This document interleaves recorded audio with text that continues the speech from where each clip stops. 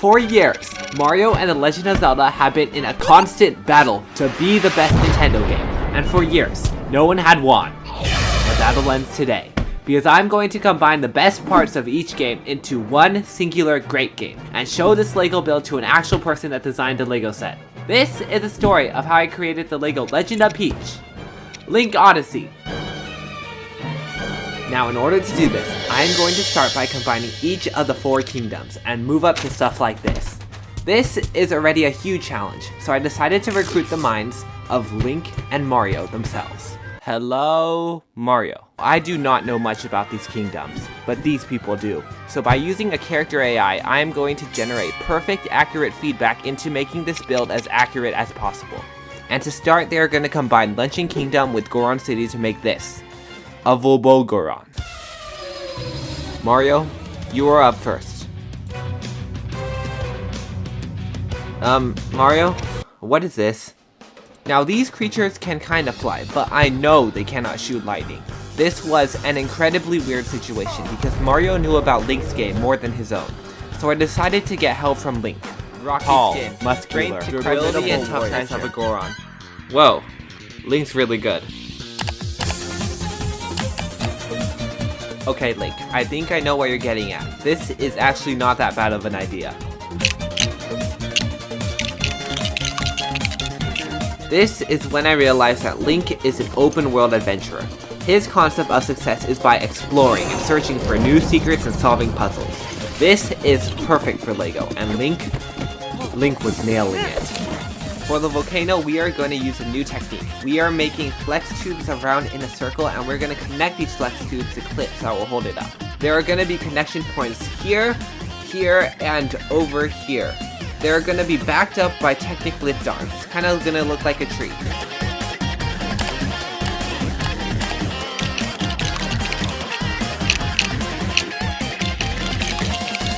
Link was doing great. He built vegetables, trees, and these things up here. He also did this technique which involves putting tiles at an angle. There was no doubt that this Link somehow knew how to build LEGO. Mario, on the other hand, is a 2D platformer. His concept of success is to fail a lot, and eventually, with a lot of time, reach his goal. Now this solution is great for 2D platforming, but for LEGO, this is okay. Mario, you got this. It is time for you to redeem yourself. Now rise from the ashes and mustache. Okay. Now Goron City was going great, but something happened with Mario. Maybe it was because I told him that his build wasn't as big as Link, or maybe it was because I told him to pretend like he was George Washington. But Mario said this. So I told Link to say something mean back, and he said this. And just like that, Mario and Link both agreed to turn this LEGO build into a battle.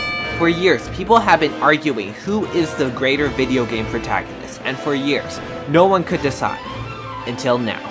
Because for the first time, these characters have a mind of their own, and it'll be a battle of strength and cunning to see which is the better video game protagonist.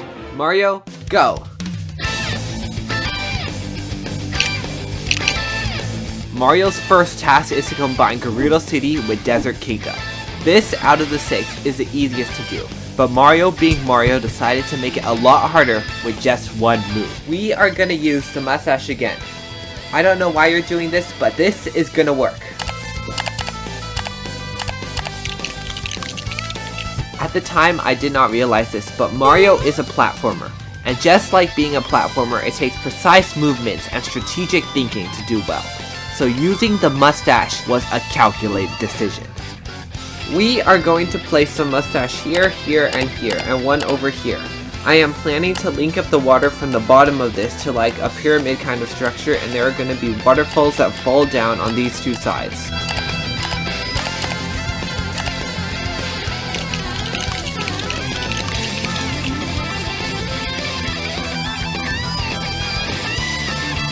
Mario's Gerudo Kingdom is all about flair. His mustache technique was a great addition to Gerudo City and is extremely difficult to beat. So Link went for the advanced play and chose Seaside Zora. This out of the 4 is the hardest of the domains, and this is where Link's genius, intellect, and cunning will benefit him the most. Link, are you ready? Okay, start. He did it. He knows. In one brilliant play by Link, Link had chosen the Flex Tube. This piece is used by some of the best LEGO masters, and with it, he unlocked the door to an entire new level of LEGO building. But the question is, did he know how to use it? Alright Link, you got this. Okay Link, I think I know what you're getting at.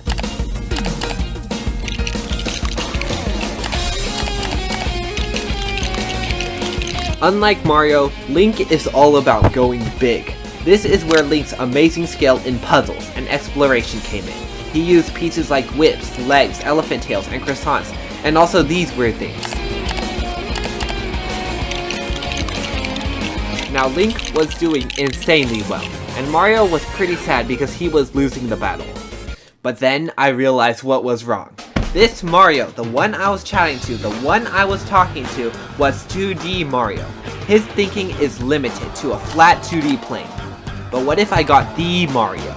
The Mario that invented 3D gaming. So I got rid of that old Mario and brought in Super Mario 64.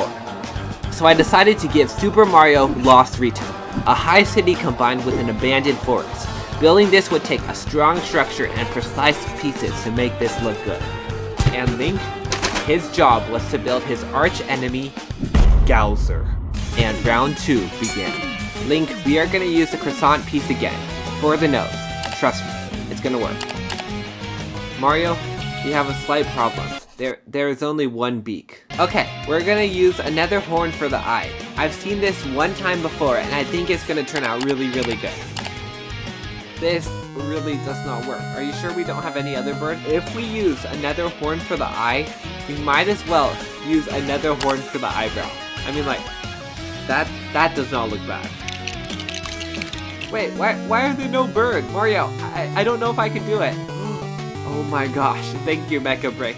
Okay, this one is not great, but it is so much better. Okay, Mario, you have to finish the rest of Rito Village. And Link, you have to finish the rest of the body.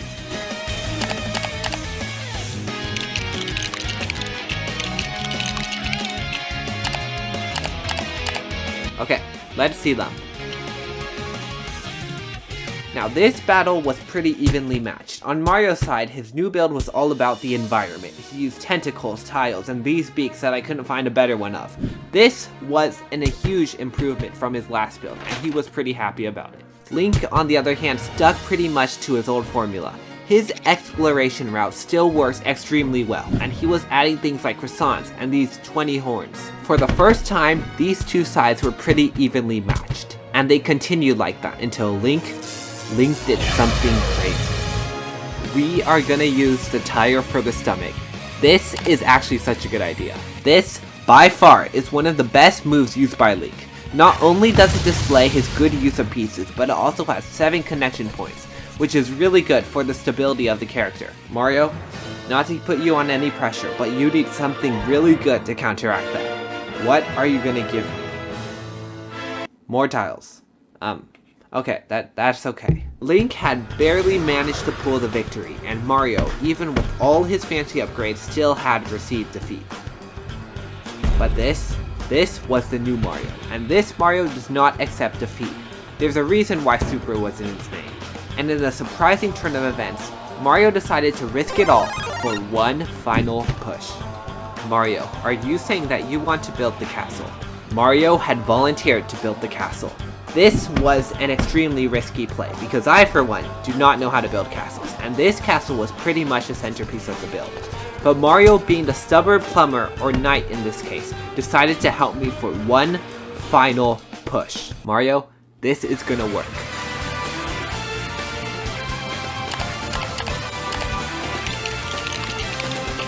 We're gonna make it kind of like look like Peach's castle, but there is a technique by Josh Woodyard to shorten on this left side. This Zelda and this to make one. If we're able to do that, one by two tiles we're able that have no offset scale. This castle was amazing. Mario made it look post-apocalyptic, while at the same time made it look like Peach's castle. At this point, both sides were pretty much tied equally. and there was one build left, to turn Bowser into this. So this was the battle that settled who is the better video game protagonist. Mario? Link, this is your moment.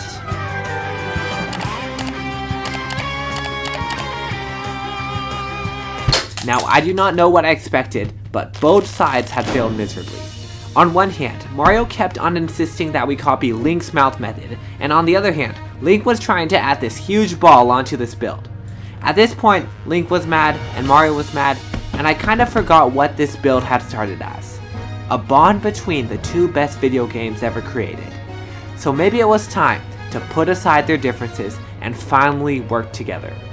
So I decided to offer them a treaty. No. Okay, forget the treaty. Now I was mad, and I built Bowserdorf all by myself. All of it. Which I'm actually pretty happy about. But since they didn't want to have a treaty, I decided the only way to end the war was to have one declared winner. This is where I brought in that guy, who actually designed a Lego set to pick who built the better Lego. And whoever he says will go down as the best Nintendo video game protagonist.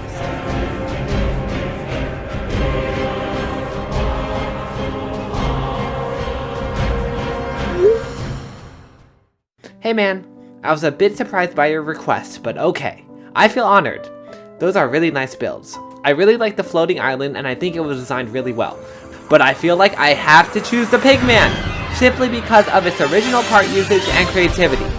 Well done, Link, you did it! You won! And just like that, Link had single-handedly ended the conflict that had lasted since 1986, and will go down as the better Nintendo video game protagonist. To honor this moment, I will have Link himself say a few words.